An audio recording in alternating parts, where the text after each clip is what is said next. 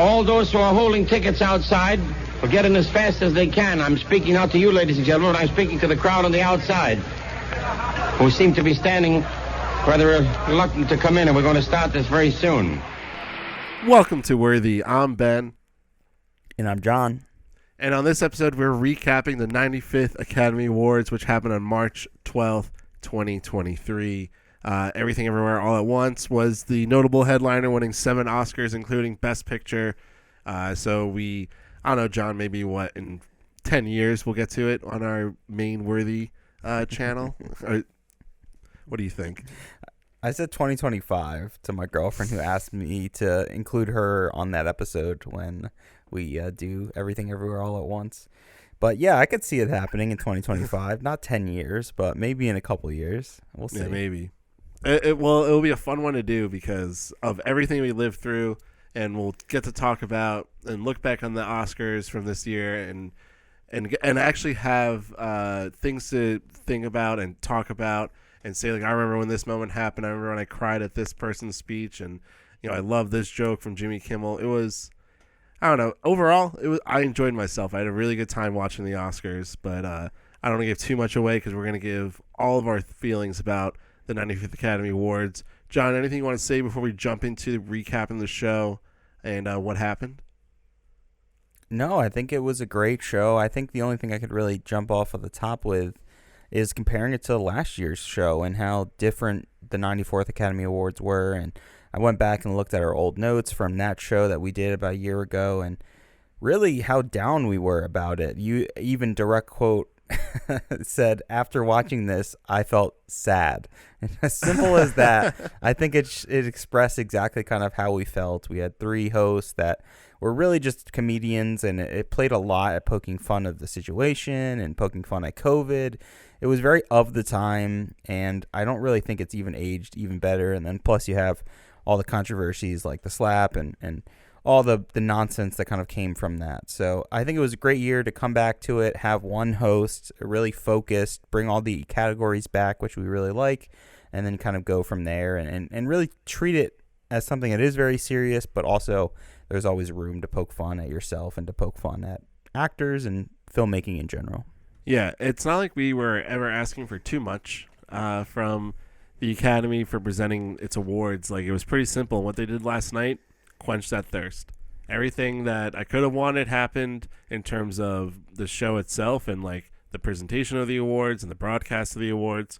I was pretty happy overall with how I felt, and I wasn't sad like I was last year, which was a very sad year. That was just, even bringing up the slap was something else, but which was hard and something that they couldn't really avoid. And I guess we can talk about that now, since we're not going to talk too much about hosting and all the little bits in between the actual categories. But I thought Jimmy Kimmel overall did a pretty great job of hosting it. And I was kind of talking to my girlfriend before the recording here and kind of described to her what it used to feel like, and having this one central figure who was really important to the film industry, not because he was like a big star or actor, but because he knows a lot of people. He's constantly interviewed tons of actors. He knows how to put on a good show because he does it almost every weekday with his own late night show.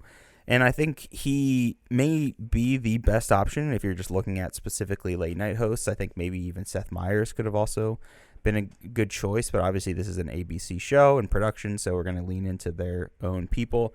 But I thought Jimmy Kimmel did a great job of, balancing the humor with the seriousness of movies, poking fun at large creators like James Cameron, Steven Spielberg, and John Williams, all in good light. And it wasn't offensive jokes, just to get them angry, just to offend people. No, they were like pointing at their films, poking fun at like some of their outside lives, but nothing too serious and nothing too, cutthroat.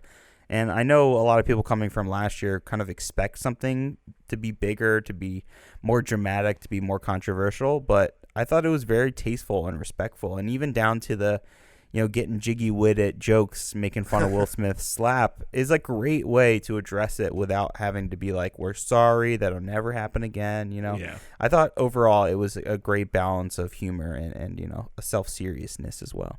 Yeah, I didn't know if they were going to bring it up, but he just leaned right into it. And why not? Probably hearing, as many times I heard Jimmy Kimmel talk like on different podcasts and other like interviews set up where he's the one being asked the questions, like I can definitely tell that he would have loved to have been on the stage last year for the Oscars and had that moment to like joke about it. So joking about it now like seemed pretty proper and appropriate for the moment. And I love the one joke where he's like, well, no one did anything last year, so if it's going to happen again, still do the same thing. Nothing. In fact, give him an award. So I thought that was very spot on. And yeah, I thought it was good. And it's exactly, you're right. A host should just be there to guide the evening along. Don't make it about themselves. Make it about the film industry and celebrating the movies and poking fun at it, but also having a good time. So Jimmy Kimmel definitely did a good job with it. And yeah, and he handled the Will Smith stuff pretty well. And I don't think we really have to ever talk about it again. Let's just bury it now. The only thing else I really want to jump on, obviously we have the specific moments like the In Memoriam, and I want to specifically talk about like the performances kind of as a side as well. But I wanted to also kind of lean into some of the bits, and that's what I thought did a really great job, is that last year with the 94th Academy Awards and Amy Schumer, Wanda Sykes, they really leaned so hard into doing these comedy bits. And it just felt so forced. And, you're having people that are already, like, annoyed and uncomfortable. Most of the people there, they don't want to really be sitting there and stuck in this auditorium with all these people. But, they're putting on a smile. They're being actors themselves. And they constantly did bits and pushed it too far, where I felt like that this show, there was a couple. You have Elizabeth Banks, coming out with Cocaine Bear. And that I thought was kind of a funny bit. It's timely. I think that does bring up the question whether we should talk about films that are kind of outside of the category year of 2022, since Cocaine Bear is a very recent film in the past couple of weeks. But it is funny and it's topical because it is film and it's a popular movie, and we have the director there. So that's really funny. And then we also have Jimmy Kimmel, who did the little bit of interviewing some of the audience members from fan questions, which both I thought did a good job of adding some humor, some levity, and having some interactions with these celebrities without pushing it too far. It's not the Ellen, I got to take a big photo selfie that's just so cringy, especially now looking back on it. Nothing felt too forced, and it was all, kept the show moving, even though we could have a little time to introduce a Cocaine Bear on the side. So I want to ask you, how do you feel about going as far as having a big bear man on stage talking about Cocaine Bear? And how do you feel if it's not really a film that's nominated that year and it's even so recent as coming out in 2023 this year? I think it's fine to have that because it's celebrating movies, and I actually thought that bit was a little too much, but that's just me when it came to it. But regardless, like I love the entire theme of last night, and yeah, we should totally have movies that are relevant to today. I mean, hey, Disney got to show the Little Mermaid trailer just because they can, and it's corporate synergy in many ways. And so I like that's a celebration of movies that are coming out or out currently. And I just love the entire theme that films are back. It was very much about the movie theater experience, the way the entire set was built, and having like the process of filmmaking behind the scenes of all the awards presentations was really cool, especially like when you look at the editing and the costume design one, or cinematography with Jonathan Majors and Michael B. Jordan like presenting that, but talking about how Citizen Kane, how Orson Welles put the camera down on the ground and shot from below and tilted it up. Like that was like really cool, and it's like kind of basic 101, but not everybody's into that. It's trying to get an audience interested in the filmmaking process. So I appreciate it, and we should totally be celebrating movies as much as we can at the Academy Awards. I think you did a really great job of explaining that, and I think it made even more sense having gone to the Academy Museum. And in a lot of ways, they spoke a lot about the Academy Museum. They mentioned it, showed a little video of it as well. And I think they did a great job of creating synergy between the Academy Museum and what we saw last night. And it was almost like a way to honor filmmaking, where each major category had like a central background. And I really love that. I can't remember the last time they ever did this. And for instance, like best editing, we had what used to be editing using our own old interface using like 35 millimeter film, and then on the right side we have like modern day editing with big beautiful like HD 4K monitors, and it was all just in the background. They didn't even have to like show you up close of what was happening. It was just the presenter up front with that really interesting connected background to the award that we were kind of going over.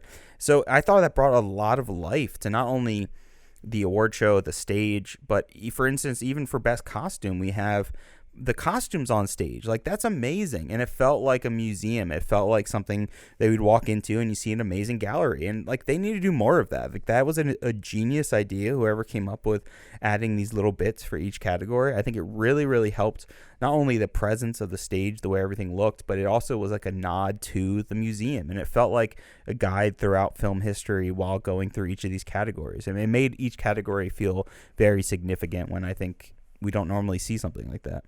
Yeah, absolutely. It was, as I said before, like, they gave us a night that was maybe a little boring to others, but played it very safe and didn't have any weird fan interactive initiatives or try to change things up. It was just like, here's the Oscars. This is what you want. This is what you'll get.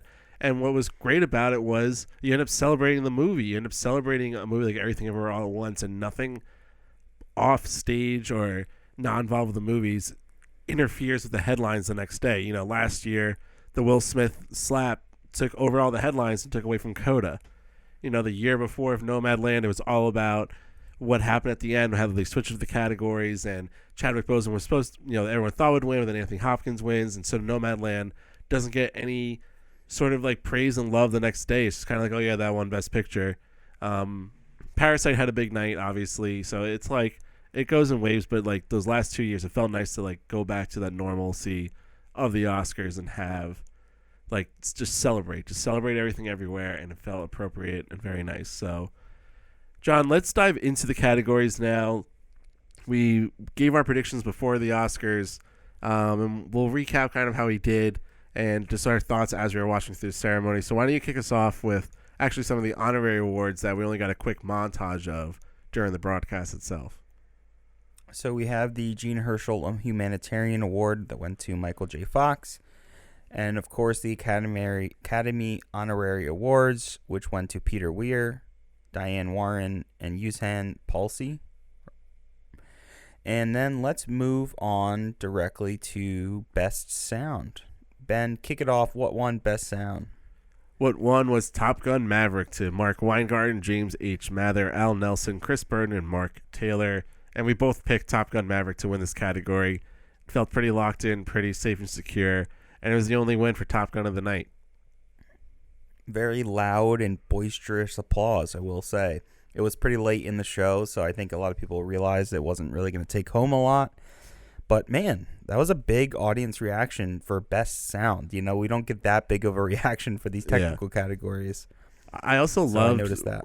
I also loved when they it was for this, and then they did it again with Avatar, where they presented the movie the way they're presenting all the Best Picture nominees with like that montage. Then Jimmy Kimmel comes out and gives a whole like a little joke with Miles Teller, and then they do Best Sound, and then Top Gun Maverick gets this. It's like very Top Gun, like 5 minutes of the broadcast, which was very intentional. You could just tell like that was going to win the award or what they expected it to win. Yeah, I really loved the way that they even tied in the clips of showing the trailers, which I will say, again, for people that haven't seen these movies, extremely spoilery. And if I hadn't already seen The Whale, I would be so disappointed because the marketing was very specific of not really showing Brendan Fraser. I should say, how do you say it properly? Fraser. I can't. Fraser. Fraser, that's what it is. Yeah. I got to just imagine a Z there every time. Fraser. Yeah. So even for something like that, it was a little too spoilery. But what I did love is that after that kind of trailer played for the movie, it would cut back to the audience. Boom, matching choreographed lights that were like to the specific theme of the movie, lighting up all the chairs, the stage perfectly. It was like such a well-run production. There were like barely any even errors really throughout the night that I noticed. A couple here and there cutting to people or not having someone to cut to when they're talking about them. But, you know, really, I think overall, very little mistakes and really cool production. Yeah, I totally agree. So let's move on to Best Original Score. And the winner was All Quiet on the Western Front to Volker Bertelman, and this was a moment in the ceremony where I went, "What? Are you kidding me?" Because I did not expect this. We both picked Babylon here. I mean, the Batman should win, honestly, in this one. They should have just done a write-in vote, but pretty shocking. That was like a genuine surprise for me, and I'm not like mad about it, but I was genuinely surprised by that win. I think it was both shocking just because most people didn't expect that to happen, but I'm also so shocked after now I've seen every single Best Picture that was nominated this year, and All Quiet on the Western Front being the last film that I got to watch. There's nothing bad about the score. It is very particular. It's almost like electronic in the way it's presented, but it's presented so like sparingly throughout the entire film. Like maybe 5-6 times do you hear the score, and it feels like it's mainly like one specific like elongated note that kind of builds tension throughout, and it's almost like the fear of war, the tension of war, like the anxiety. It is such a nuanced score that I was like, how do you even choose this as the, like, it's so bizarre to me that this won, because it's like such a not in your face score. And in fact, I think you could watch this movie and like forget there even was a score. So I just found that so fascinating. Like, how does this end up winning? Because the Academy hates Babylon.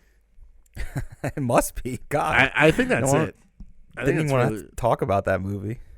Well, it only was nominated by like its guilds and stuff, so it's not like the guilds are voting on it. But anyways, yeah, it was very bizarre, but it happened. It also felt kind of weird because the broadcast was hyping up John Williams. Like, John Williams is the oldest nominee ever at the Academy Awards. He's been nominated 53 times, second most to Walt Disney. He kept going on and on about John Williams, and he didn't get it. So anyways, moving on to Best Makeup and Hairstyling.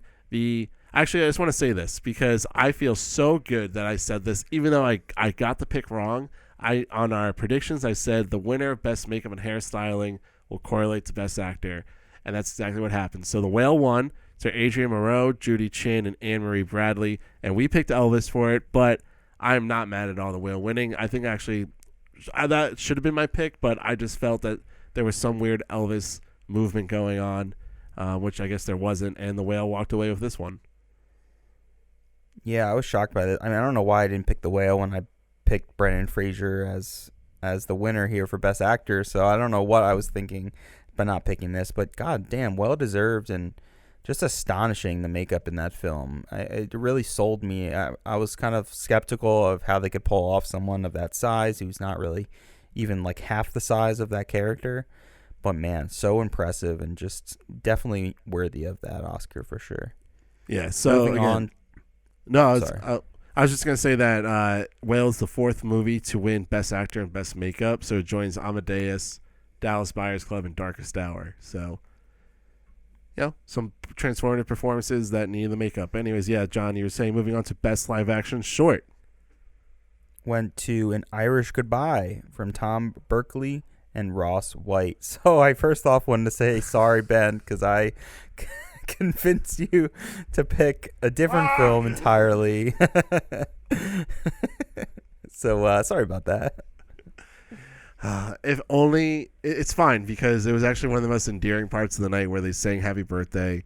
So cool. Yeah, it was such a great moment. So it was a beautiful moment for the Oscars, and now I think An Irish Goodbye I tried to find, but it was not available on any streaming platform or any kind of like other website that was hosting it, so did not get to watch it. But yeah, you bamboozled me, you mother. Anyways, hey, I had some good backing. I had some good every year, and I'm not making this up, like usually people have a lock for Best Live Action Short, and usually the most like common thing that happens is that a lot of people's pick is wrong. I don't really know where you can kind of get the answer to find where Best Live Action lies, but we went through. I even broke down how Les Pupilles won for or didn't win for the BAFTA, but The Irish Goodbye did. And, I broke it down. I tried to give some specific stats and facts of why I wouldn't too. The one thing the BAFTA's got fucking right that everyone like loves to use as a indicator and predictor. So. Yeah, it never happens. So I really didn't think it would. Yeah.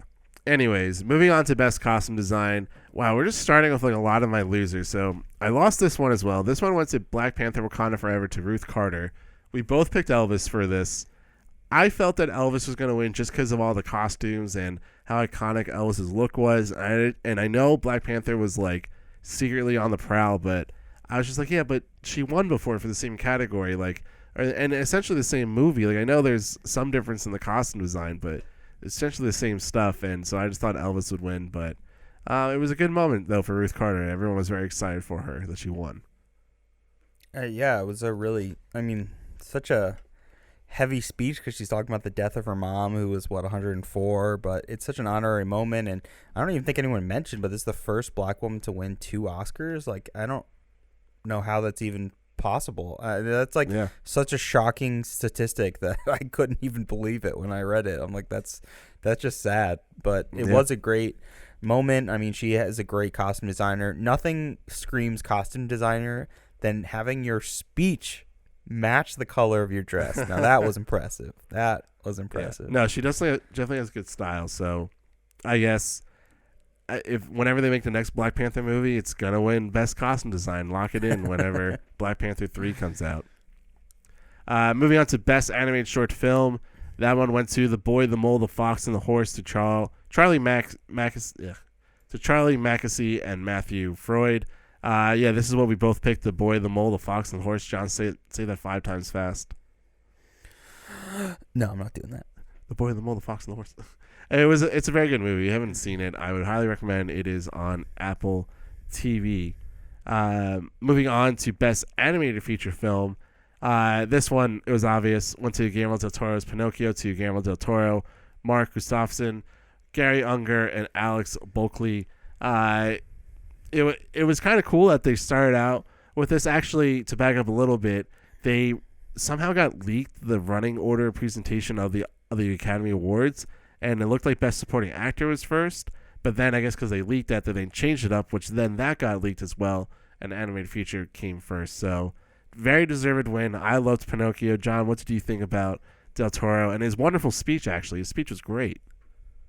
Yeah, this man always delivers such a great speech. Just what a wonderful man. It was interesting that he was kind of, first of all, they showed him earlier on in the opening kind of monologue, and he was almost, it seemed like pretty far in the back, or maybe it was the shot, the angle kind of looked off to the side. But then he was behind the stage, so they must have known that he was going to win, right? Yeah, and he didn't give out an award after. I thought he was going to present an award, but my guess is, I'm a large man myself, but my boy is he's big. My boy is large and in charge, and you're not gonna make someone that big just walk from like the back through tables, through alleyways. But then that kind of questions: do they know the answer? Like, do they know the answer before someone's going out there with that envelope? And who knows? And how many people know? And well, what is we've this been right led that they can do this? What we've been led to believe is that there are like only 2 people that know, like, that actually have the envelopes and know everything, which is probably then more than just 2. It's probably a select few group of people. Like, I doubt like the president of the Academy. Maybe the president of the Academy knows, but they probably don't. They probably is pretty secretive. So yeah, maybe at that point, I think it was probably just because it was obviously he was going to win. He won all the precursors to it. Everyone was loving it. So they probably did that courtesy in the hopes that, hey, if you do win, why don't you stay up here? I don't know. Maybe he has some health issues that we don't know about, which would be sad to think about. So I don't want to think about that. I want to think about how awesome and happy Guillermo del Toro is, and that he has another Academy Award, and he's celebrating animation. But let's move on to the other animation category, Best Visual Effects. And that one went to Avatar: The Way of Water, to Joe Lettery, Richard Banaham, Eric Sandin, and Daniel Barrett.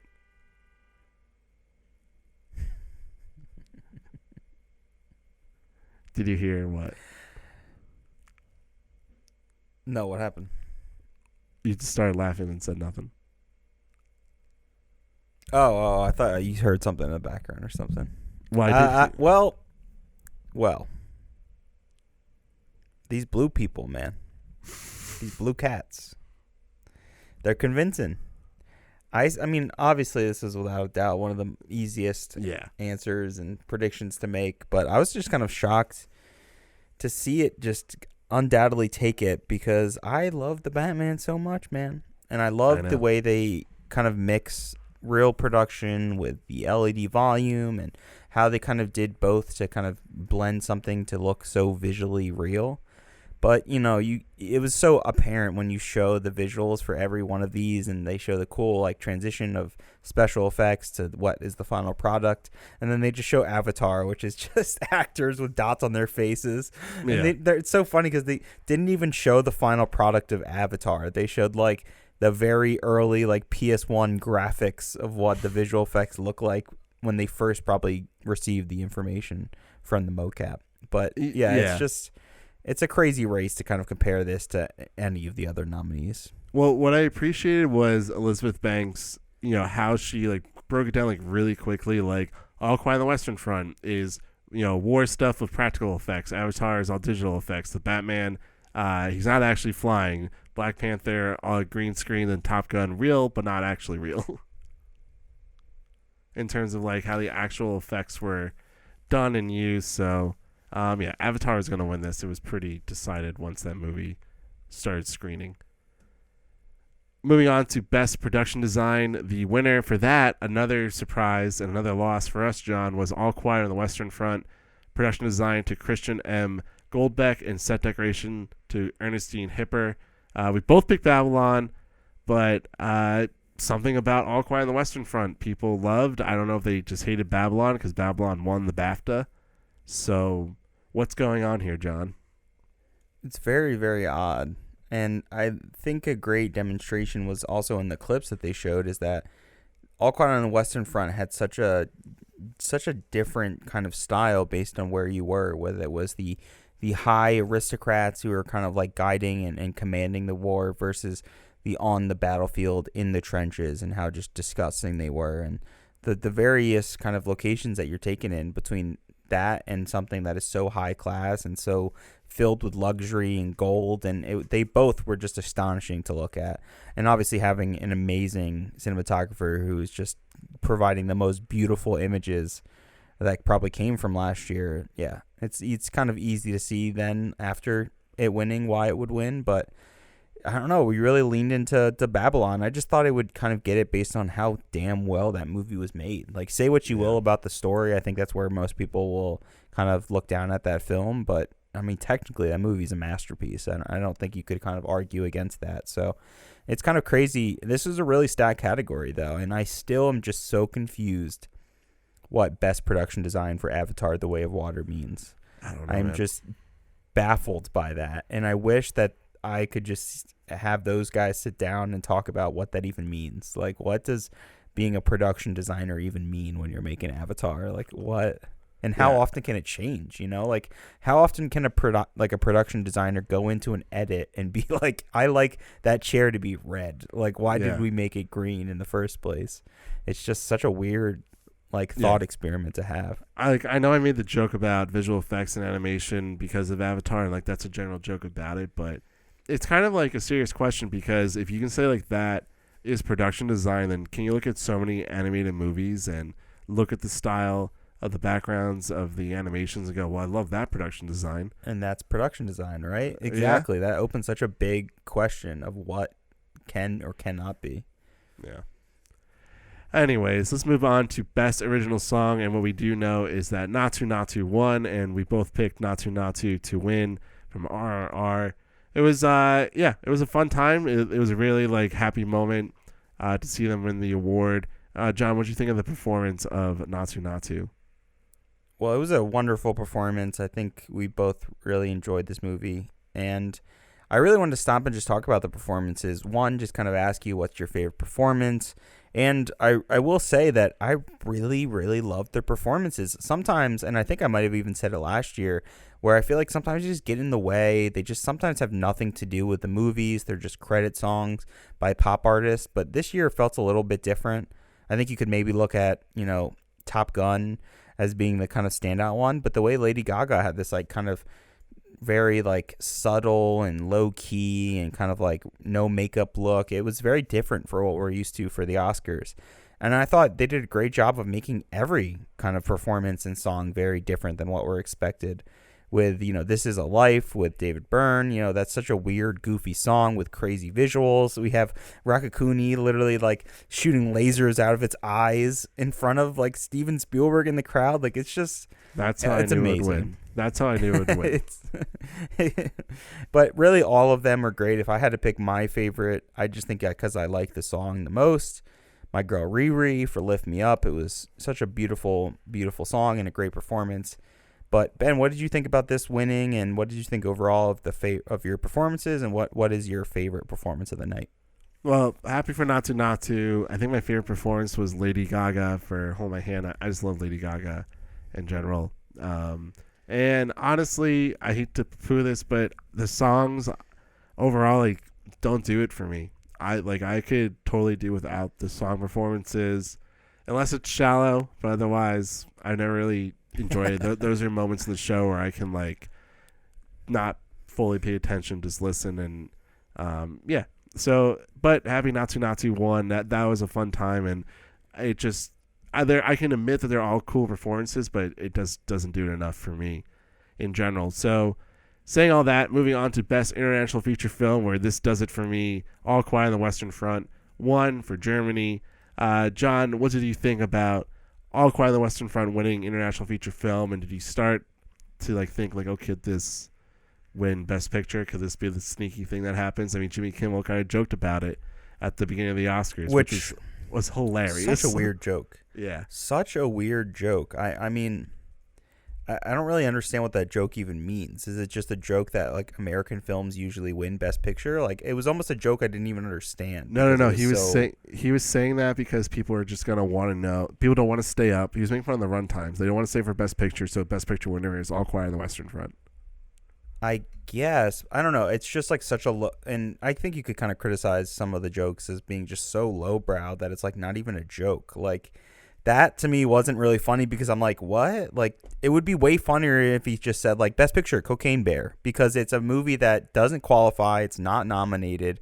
To me, that's a way funnier joke because it's like, what? Like, how would that be? But you're naming a nominee. Like, it just felt like a mistake to me. It was very odd, very bizarre. But, I think it was kind of predictable this would win Best International Feature Film. It was nominated for Best Picture. Usually, trend going in the past couple of years, if that happens, it's kind of a lock for Best International Picture. Not much of a kind of surprise here, but I do want to check out a lot of these other films. I've heard they're really, really great. Yeah, absolutely. It's always I love the international film categories, and it was just another great year with All Quiet on the Western Front winning, which is the third time that Germany won the award. Moving on to Best Film Editing, which, John, we talked about the presentation of the category before, and the winner of the award was Everything Everywhere All at Once, which again, like, deservedly so. That whole sequence of the different multiverses and seeing Michelle Yeoh's face like cut, intersplit like that, even the rock scene, how that's edited together, so beautiful and so masterful. It was awesome. It was a great film, and the editing is, like, to me, the best part of the entire experience. What was most shocking is that Paul Rogers, who nominated and then won, this was his second feature film that he's ever edited. Yep. Which is astonishing. That may be a first for this specific category. Like, that may be one of the, like, the only thing that really even comes to my mind is Matt Damon and Ben Affleck writing what I think is their first script ever together and then winning Best Screenwriting for it. This is just so unbelievable. And it's even more unbelievable is that no one even really knows the first movie that he directed. And not people. It exists. It's I forget, something with Dick in the name. I'm blanking on the name. But it's actually one of the Daniels made it. And it's the film that he worked with one of the Daniels on and edited. And I don't think anyone really talks or really knows that much about that film. So just so shocking that a man who's only edited one feature film could come out with such a complicated film, probably to edit, not only from the crazy different transitions, but even, like you said, as simple as just a rock scene and having to know the right amount of time to have like a rock with googly eyes portray enough emotion versus like another shot that was too short. It's like really, really impactful to think about that because it really does make a film, the editing. But just so shocking, like second film ever. That just was so shocking to me, and it gave me hope. Yeah, and so this is actually the first time in 10 years that no movie won Best Film Editing and Best Sound. So the last time it happened, Argo won film editing, but Les Mis, Skyfall, and Zero Dark 30 won between the Sound Awards when it split categories. There was a tie that year as well. So there's a pretty strong trend that if you won Best Sound, you're going to win Best Film Editing, but it broke this year. So we love to see some streaks break and some stats kind of get thrown out the window, which is pretty much what Everything Everywhere did for the night. Moving on to Best Documentary Short Film. This one went to The Elephant Whisperers, which you can see on Netflix. It was beautiful. I loved it. That was my pick for it. John, you picked Stranger at the Gate, but again, you talked about documentary short and just the short categories. Just throwing darts at the board. Absolutely. I had no idea what I'm doing for that. That's just a pure guess and judging it based on some others, but let's keep moving. Let's move on to Best Documentary Feature Film, which went to Navalny. So this was a story about Alexei Navalny, the opposition of the Russian government. It's pretty thrilling, the documentary. I got to watch parts of it, and I was entirely fascinated with it. And it was deservedly so. And they had Navalny's wife and his kids speak after the filmmaker accepted the award. It was definitely a very political moment. You can tell the win was kind of a middle finger to Russia. It's Hollywood's middle finger to Russia and Putin. So, respected a lot and impressed by the film and happy that it won. Moving on to Best Cinematography, and the winner for this was All Quiet on the Western Front to James Friend. Great speech. He gave an awesome speech for cinematography, and this one I picked for it to win. You picked Elvis from Andy Walker, which wasn't a bad pick at all. But if we have to be honest with ourselves, as great as All Quiet on the Western Front was, this was not the best cinematography of the year. Well, what do you think is the best cinematography of the year? Top Gun Maverick, man. That's the bet. The fact that wasn't nominated, the fact that Batman wasn't nominated, astonishing. And one of those movies should have won, but Top Gun should have been nominated and should have won for this category. I don't see how you could think really otherwise. Well, first of all, the Batman should have been nominated. I think that goes without saying for my trend here. I mean, that movie is phenomenal, though. All Quiet on the Western Front is beautiful, truly beautiful, and I understand why it won. I think again, it's such a subjective. Just the Oscars are so subjective in general because what is the best cinematography? What is it the most beautiful images? Is it the images you remember? Is it the hardest images to capture? What specifically is it? For me, it was I was leaning into Mandy Walker being the first woman to win. I just kind of felt that, and I think people liked Elvis enough to kind of keep it on their mind. But what were you saying, Ben? No, I think that when a movie straps IMAX cameras to a jet and they fly it around with the actors operating it, that deserves cinematography awards. But that's just me. You're crazy. I don't think you're crazy. I mean, Roger Deakins has been nominated so many times. We could have kicked him off. Yeah, who's also talking about Bardo, False Chronicle of a Handful Empire of of Truths. Light was beautiful, dude. That movie was shot beautifully. Roger Deakins is the master. I'm not saying it wasn't, but I would have picked. Going to kick off the Batman for Empire of Light. I would have kicked off. I honestly would have kicked off Bardo, and I'd probably kick off Elvis. Elvis, you should not kick off. Tar, which should get kicked off before. Why? Tar was awesome. Tar was filmed beautifully. Yeah, it was, but not as stunning as Elvis to me. That level of movement, and Tar felt like old school, right? It felt like very classical cinema, other than that one long take, which is just such a trend that we see with films these days. But it felt very classical, and these steady shots and wide angles. Beautiful film, shot very well, but Elvis is woo. It's a adrenaline needle to your heart. You know what I mean? Yeah. Well, regardless, James Friend, young, good-looking guy, is going to get a bunch of jobs now with his work. So moving on to Best Original Screenplay, the winner was Everything Everywhere All at Once to the Daniels, Daniel Kwan and Daniel Scheinert. I picked Everything Everywhere. You picked The Banshees of Inisherin. John, I know you went for the bold picks. You gotta tell us, man. You gotta tell us how do you feel that you're coming out like this? I'm just kind of this was a shocker to me just because I didn't think that they would lean this hard into the Daniels. I was even kind of skeptical of even directors. Obviously, we'll get to Best Picture as well, but I don't know. Martin McDonagh he's been there before. He just felt like a good choice based on just how amazing the dialogue and the setting, the original kind of story, the kind of storybook feeling of the film. It also felt like a film that would be right out of like the Oscars pocket. Very, very, and it was like an Irish night, man. They kept talking about it. They kept talking about all the nominees. I just thought it would be on people's minds a little bit more. But personally, I mean, Everything Everywhere All at Once is the most inventive, unique, original film out of any of these. So I'm not angry. I love the Daniels and I love this movie. So yeah, I'm not upset by it either.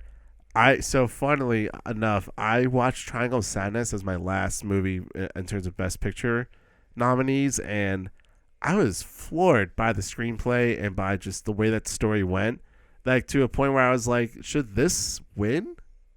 So I don't know. I thought that movie was really good and had a really great screenplay. So, but Everything Everywhere, it was the movie of the year clearly. So it was going to win Best Original Screenplay. Moving on to Best Adapted Screenplay, this one went to Women Talking, to Sarah Polley.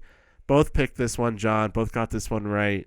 There was I didn't think that anything would go differently. At one point, I guess I did think that All Quiet could have gotten this just because of all the other awards that it was winning. So I thought maybe it was starting to creep up, which then I really would have been concerned for Best Picture. But Sarah Polley got this, then I was like, okay, it's still going to be Everything Everywhere. So one of my last films to catch up on was Women Talking. I didn't really know much about the film at all. I was kind of shocked by what the film was actually about, and when it took place, I really had no idea what it was about. So that was kind of shocking just to kind of see it unraveled and revealed before me and learn more about what the story was. But I was very impressed by the dialogue as well in Women Talking. Very impressed by the subtlety of that film. Every time you got to the moment in that story that felt like, oh, this is going to be where it's cliche. This is going to be where some character says a line that's just like so predictable, or they're going to say exactly what they're thinking or exactly what's on their mind. And no, she either let you see what they're kind of trying to get to by their words, either like kind of talking around certain things and then showing you the visual violence and horror that these women go through. Or they just simply wouldn't say it. Not all the time do you say exactly what's on the mind. A lot of the times you kind of just infer that and read it on humans' faces. And I think she did a great job of doing that. And that all comes from the screenplay, knowing when to hold back, knowing when to kind of push things forward. And I want to give a specific example of what I'm kind of referring to, but I don't want to spoil the movie. But yeah, give Women Talking a chance. It is a great film, and I don't know if the book is called that, but man, I wish there was just a better name. I just wish there was a better name. I was watching this story and I'm like, it feels like we need a larger, more grand title for this movie. Moving on to Best Supporting Actress. That one went to Jamie Lee Curtis for Everything Everywhere All at Once. We both picked Angela Bassett to win. I got to say that sorry, not sorry, but she should not have won this award, but I get why she won. She called out people like John and all the genre lovers. She pointed right at John and was like, thank you, John. We won an Oscar together. It's very cool, honoring her parents who are both Academy Award nominees and being, she's had a great career, and not saying that she's not worthy of winning an Oscar in her career. But if you're going to say you're going to pick something from Everything Everywhere, why not Stephanie Sue for her role? A little bit more impactful than Jamie Lee Curtis's, but I think Jamie Lee Curtis and just the star factor, the name recognition alone kind of drove her to this moment. John, what do you think about that? Man, I'm so torn because I do understand the pain.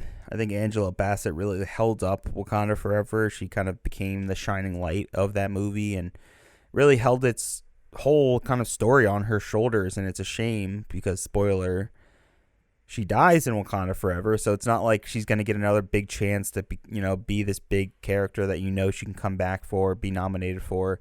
So she'll have to kind of try and give a great performance in another film or franchise, whatever it may be. This is a really hard year in general. I mean, I think even Carrie Condon was in The Chance of Running. I think that was an early lead for a lot of people. But it's really conflicting because I love Jamie Lee Curtis. I've loved this woman for like as long as I can remember. I mean, Halloween is one of my favorite movies of all time. But I love her in every film that she's ever been in that I've seen, honestly. Fish Called Wanda, you know, the list goes on and on. Trading Places. I love Jamie Lee Curtis. And she's an amazing actress as well as just what seems to be an exceptional human. Like, she just seems like such a sweet person. Has been always very open and honest, which I think is just not very apparent in most people's careers. And I just love how brutally honest she is and how supportive she's been for Everything Everywhere All at Once. I think I said this on our prediction podcast, is that I don't even think this film goes anywhere near the lengths it does without Jamie Lee Curtis. She is such a big, well-known name. She was all over this year because Halloween just came out this year, so she was doing press. She was probably talking about Halloween as much as she was talking about Everything Everywhere All at Once.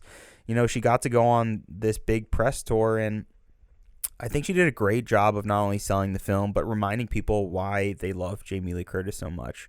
She is so fun and wholesome and just seems generally so sweet. But I understand, you know, looking at these other nominees and being kind of angry that you didn't give it to someone like Sue, who is very important in Everything Everywhere All at Once. Definitely a more important character towards the story.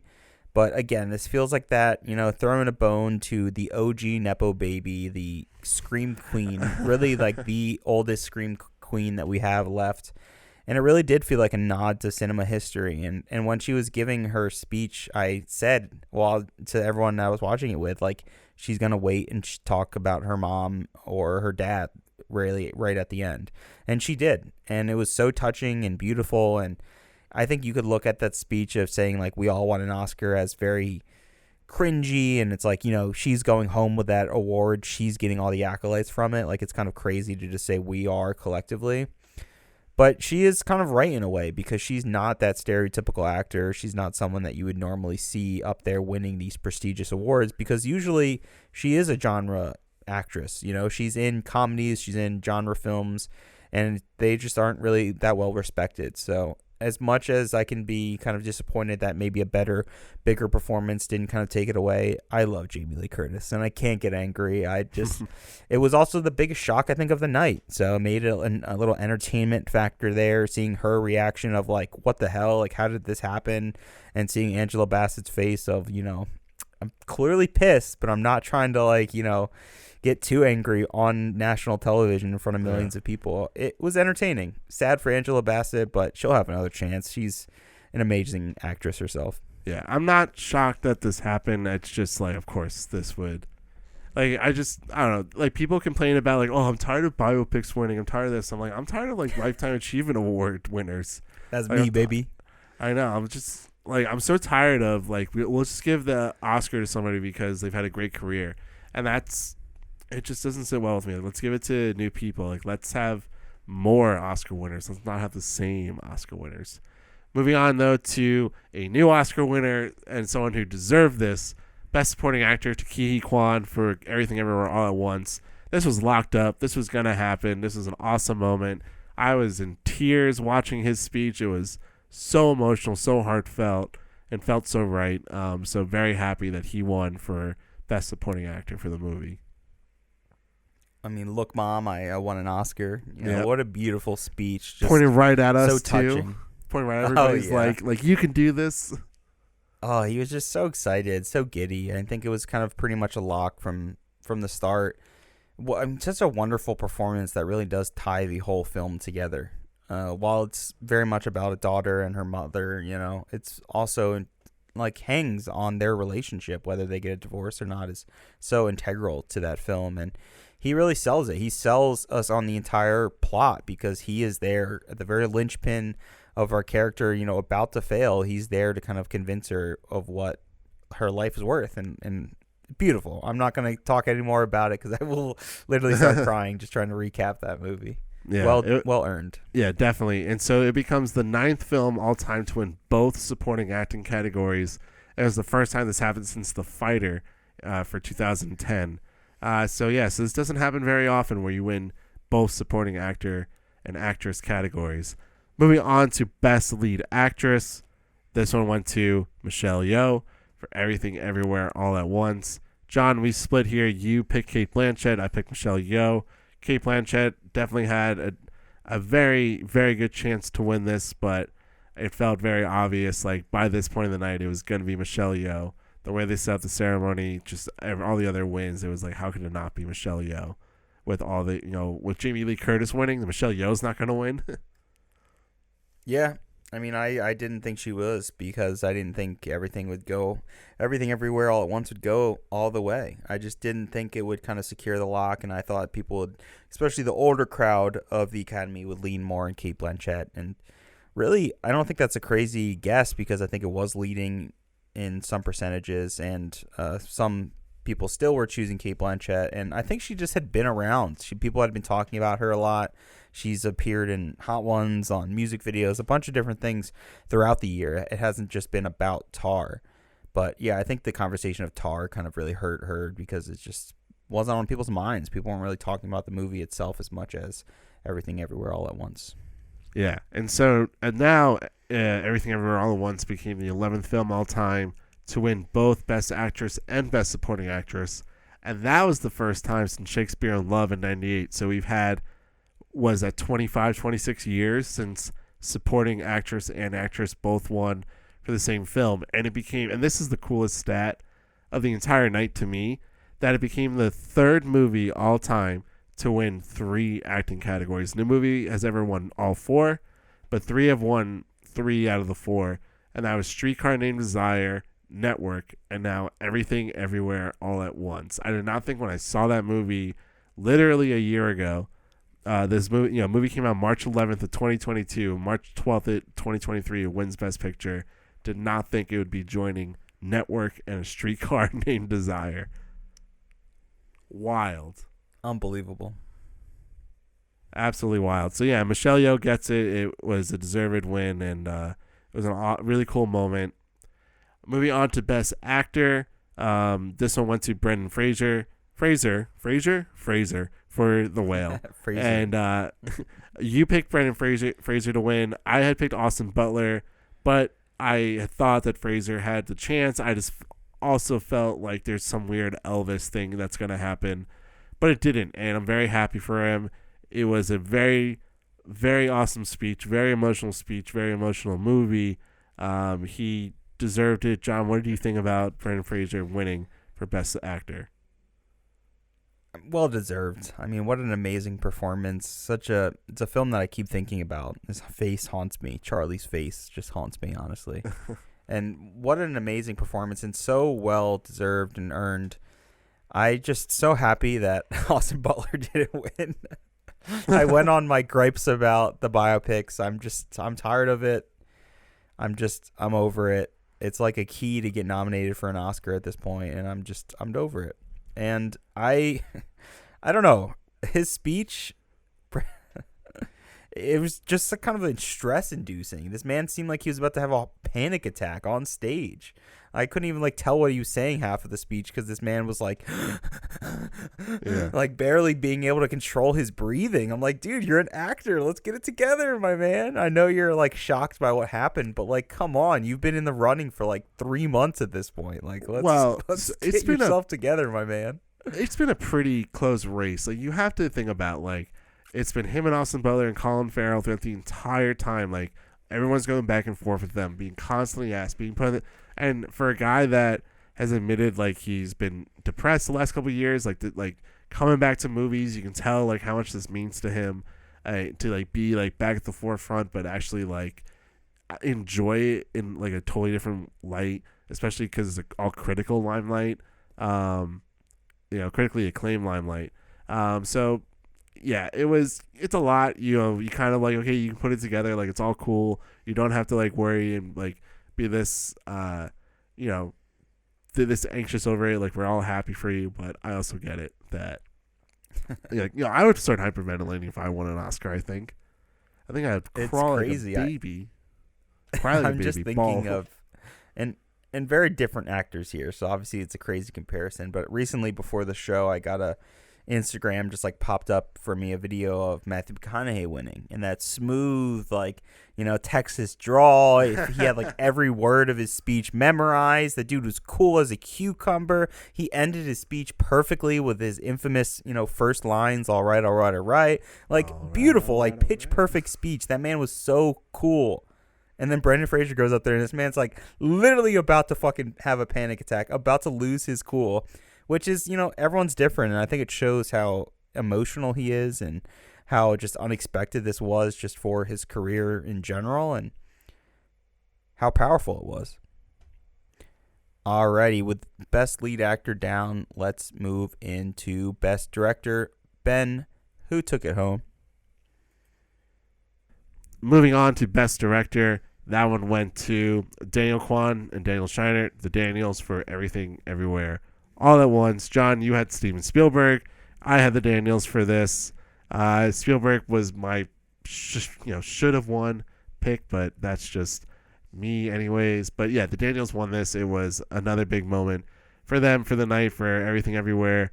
What do you think? What do you think about their speech? Do you think like every movie the Daniels put out now is now Academy, worthy nominating movies? Like, are they the next gold standard, or is this just the only time we'll ever hear them in the Academy's history? It really depends, I think, on their next project. I have not a very close relationship with these two men, but I specifically loved their first film, Swiss Army Man. And I loved it so much that when I was in school, our senior year, when I did a semester in LA, I needed to find an internship. So I went through like a lot of my recent favorite films, tried to find a production company or a distribution company that was kind of smaller. I don't think I was going to be accepted right into Disney or Warner Brothers right away as an intern. So I went for a production company called Cold Iron Pictures, and they made Swiss Army Man by the Daniels. And I was obsessed with this movie. I love this movie so much. If you don't know, Swiss Army Man's about a man who's very suicidal. He's on a beach about to kill himself, and he finds a dead body.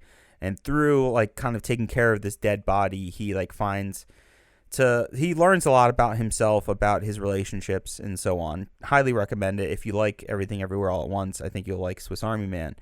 But it's so clear the Daniels have a very odd sense of humor. It's twisted. It can be explicit. It can be graphic. It can be sexual at times. So I think automatically it's why I was so adamant that this movie's not going to win Best Picture. It wasn't because I didn't like it. Again, I loved it so much. I mean, I loved their first movie so much that I literally sought out and became an intern at the production company that made it. I was just so shocked by the subject material that it would go the distance and how drastically different it was from every Best Picture we've seen. So where they'll go from here, really the question remains. I think they're going to get a big budget. Obviously, that goes without saying. It's going to be a bigger film. I would imagine kind of leaning into the action. It seemed like they love action. They love kung fu. They love martial arts in general. And you could see a lot of hints at that in Everything Everywhere. It wasn't predominantly just a straight action film, though. So I think maybe we get an original, goofy, wacky action film that comes from both of these guys.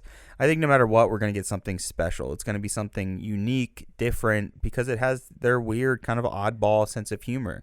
I don't think they're going to immediately come back and do some other very like significant Academy Award film. I think they're going to play in their own like weird twisted genre, and I'm just kind of shocked that the stars aligned and this film worked out the way it did. And I'll give my thesis of why when we get to the final Best Picture. All right. Well, just to give another note on this, so the Daniels became the third duo to win Best Director. They joined Jerome Robbins and Robert Wise for West Side Story, and Joel and Ethan Coen, the Coen brothers, for No Country for Old Men.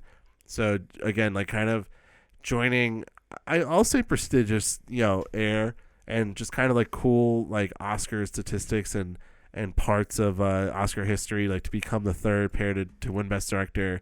It's not very common that it happens, but they made it work, and I think it was deservedly so. I mean, I don't know if they're going to be back, but they're definitely going to be at the forefront of people's minds, and when they see the Daniels directed this, they're going to be more inclined to go see it. So they won Best Director. And let's move on to Best Picture. John, the winner of the night, Everything, Everywhere, All at Once, to Daniel Kwan, Daniel Scheinert, and Jonathan Wang as producers. So I picked Everything, Everywhere to win. You picked The Banshees of Inisherin. John, why'd you pick Banshees of Inisherin and not the presumptive favorite, Everything, Everywhere, All at Once? Well, first off, made a way better, interesting conversation. I don't think if I picked Everything Everywhere All at Once, it would have just been like, yep, cool, I agree, cool, let's watch the show. I think it adds just a better conversation to have more of a debate about another film. And I think I picked because I was just kind of shocked by Everything All at Once and how different that would be if it did win. And, I won't go down that rabbit hole again. It's just such a different, wild movie with a very crazy and in-your-face sense of humor. So I just was so shocked that it even went this far, let alone would win Best Picture. While on the other hand, you have, a dramedy about two men and how one doesn't want to be their friend and how it's this beautiful, foreign setting with beautiful, I cannot say that word, flowery language. And I just thought it kind of lined up perfectly of what we're used to with the Academy. It had a hint of a little Shakespeare in there. It had, the amazing writing and dialogue from McDonough. So I really just thought it would be more of a standout for Best Picture. I thought more of the splits of the voting would happen between a Top Gun, a Fabelmans. I thought that there was a lot of films that people loved here that it would kind of split the vote, then leading to one of the kind of runner-ups next to Everything All at Once. And yeah, it made a way better conversation in general. But I think at the heart and the core of Everything Everywhere All at Once is a story about a mom and a daughter and accepting your life and all the challenges you have in your life and learning to grow from them, be a better person based on the kind of things you've overcome and gone through in your life. So I think it's a film that anyone can relate to and kind of connect with. And I think that is a perfect opportunity to highlight why it's a Best Picture winner, why it deserves the award, because it is so special in that way where it can be ridiculous and so out there and not make any sense and have two rocks talking to each other, but then we can come back and have such a powerful connection between these characters. And I think it kind of gets summed up in what the producer, Jonathan Wang, said to his wife, which is, in another life, I would love doing taxes and laundry with you. Which I want to stop and say, come on, man. I know it's related to your movie, dude. You're standing next to the writers who wrote that line, completely stealing it to get it all from the crowd and to have your wife sleep with you that night. I don't know, man. That was just I get it. It's related to the movie, but come on, dude. You didn't write this movie.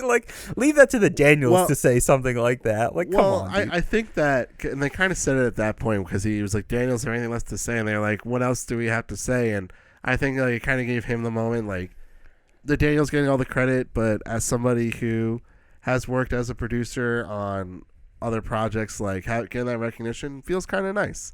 And so producers. Oh, I'm not saying.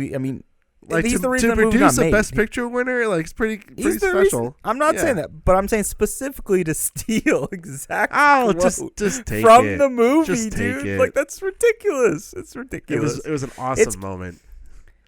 It's cute, but what I will say is insane that I don't even know if you've noticed what this guy said during his speech. This man literally said, "No person is more important than profit." And he totally did not mean to say that. I don't know if you caught that at all, but the group that I was with during this, was dying because he clearly said the complete opposite of what he was trying to say. Yeah. And man, I felt so bad for this poor guy. This poor guy is giving this heartfelt speech, and he just said the complete wrong thing. Yeah, I'm sure he corrected himself, but it was still just a cool moment, for the movie, for all the filmmakers involved. Everything Everywhere, it won the most Above the Lines movie awards ever. So Above the Line means anything from screenplay, the acting, directing, the producing, that's above the line category. So the fact that it won 6 is the most ever is remarkable. It also joins 27 films all time with 7+ Oscars, so it joins 26 of them to become the 27th movie. So to win 7 Oscars is a humongous feat. I mean, like, the last few Best Picture winners, Coda, Nomadland, they were taking home 3 awards each. Like, so winning 7 is like a huge deal, which is the most. I have this written down somewhere. So it's the most since Slumdog Millionaire, which won 8. So maybe the Oscars are changing. Maybe we'll start getting more movies that will win a bunch of awards, or maybe we'll keep on distributing it. It's pretty remarkable the run that Everything Everywhere went on. I mean, as I said, it was released on March 11th of 2022. Wins on March 12th of 2023 for Best Picture. Did not expect it. It happened. It's cool to see it. It's joined the list. Like, as I've said before on the worthy episodes, that like I have a whole spreadsheet of all of them. John, you can see yourself. I added Everything Everywhere and all the movies from this year to that list, and it was pretty cool to have another little entry, a little chiseled in stone. It's etched forever as a Best Picture winner, which is awesome. But what does that say, though, John? What does that say about the movie? Like, is this a masterpiece? We have some time in between to call it. Maybe that is what that worthy episode we'll get to when we do talk about that. No, it's a masterpiece, without a doubt. It's a masterpiece. I've seen the movie twice. It got better the second time. A masterpiece. Yes, it is a masterpiece, and I want to hear your thoughts, because we're not going to talk about this movie for a long, long time. Obviously, it's not going to happen until the 95th episode of Worthy. And I know when you watched it the second time, you told me directly you didn't like it as much as when the first time, and I felt the complete opposite. I think I saw the first time I saw it in IMAX. It was overwhelming. We went to the biggest IMAX in New York City, and it was kind of too big, to be honest, to follow a movie that's this crazy. So I think I just got more out of it from a second viewing. Plus, I watched it with my mom, and I mean that kind of added to the whole motherly daughter connection, I think, But I want to know why you kind of dropped a little bit after you saw this a second time. I felt that the movie it's more of a ride and a spectacle, and like, come one, come all, come see Everything Everywhere all at once, like just a big act. And not that that's not poo-pooing it at all, but once you see it the first time, you know what's going to happen, the gimmicks, what's happening. I kind of just lost a lot of interest in it. I was kind of just like, okay, like I'm looking for what else makes this movie great. And what makes the movie great is the experience in a theater, experiencing it for the first time. And that's a great thing. And, I think a lot of movies, like, I think the first time you watch it is, like, sometimes the best time you'll ever watch it, because you're just experiencing it. You're taking it as the filmmakers are throwing it at you. You're focused on what they want you to focus on, for the most part. So the second time, I just didn't love it as much. I just think the gimmick of it, it's not a gimmicky movie, just like the gimmick of it wore off. I was just like, okay, like I know it. I know what's going on. So I guess I just expected more out of it, but maybe I need to watch it a third time and I'll get it.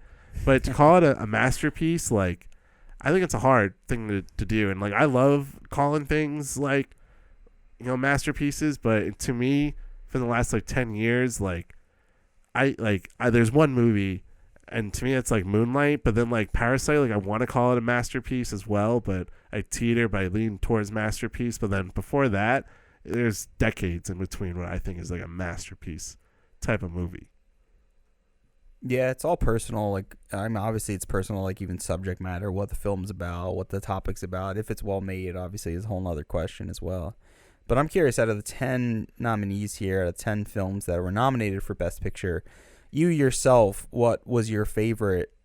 And if so, if it's the same, what would you have had voted for out of the 10? So my favorite was The Fabelmans. The Fabelmans was my favorite movie of the year. I still think it's an incredible story, and I don't understand what happened. I don't know if it's just because everyone was so into Everything Everywhere that train just took off, and that's what, kind of put Fabelmans to the side. But then also started to get like some criticism now. It's just like, were we watching the same movie? Because this movie was incredible, and Spielberg is a master storyteller. That's why he's freaking Steven Spielberg.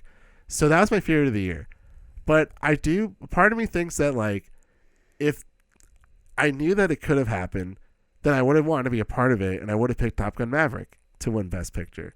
Just because it did save the movie industry, and it was an awesome freaking movie.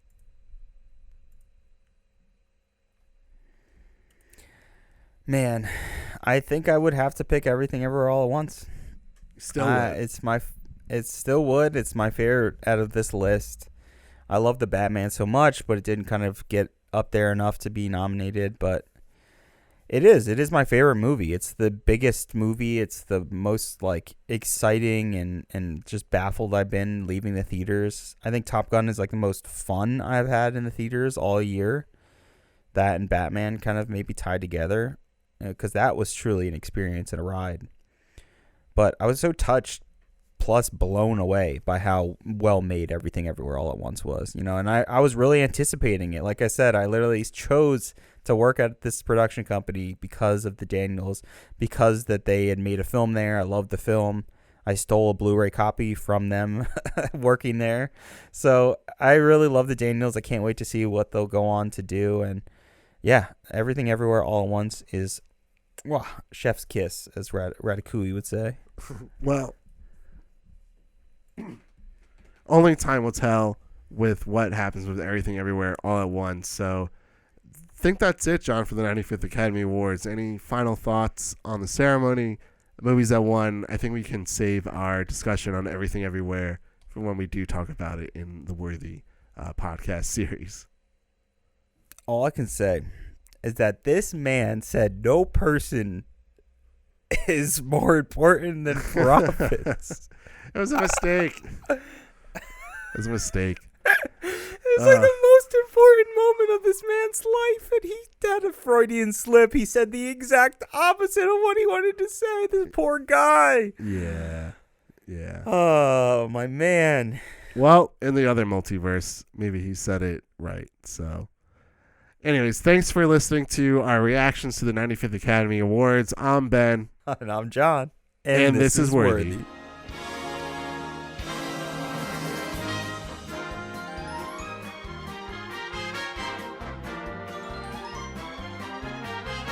Thanks for listening to Worthy, the breakdown of every Best Picture winner from past to present. You can listen to us wherever you get your podcasts.